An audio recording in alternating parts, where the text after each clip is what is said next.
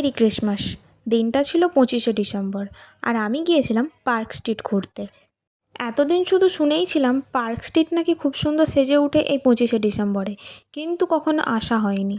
এই বছর প্রথম আমি কলকাতায় আছি এই 25শে ডিসেম্বরে, তার উপরে আমার অফিসের উইক অফ ছিল। তাই ভাবলাম দিনটাকে বেকার নষ্ট না করে পার্ক স্ট্রিট ঘুরে আসি।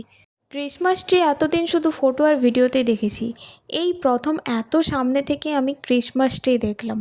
সেই যে কী আনন্দ! দিনের বেলায় পার্ক স্ট্রিট আর রাতের বেলায় পার্ক স্ট্রিটের মধ্যে অনেক তফাৎ। চারিদিকে শুধু আলো আর আলো। এখানে যত সন্ধে হচ্ছে তত ভিড় বাড়ছে চারিদিকে। শেষে এতটাই ভিড় হয়ে গিয়েছিল যে আমাদের বেরোনোটাই মুশকিল হয়ে গিয়েছিল।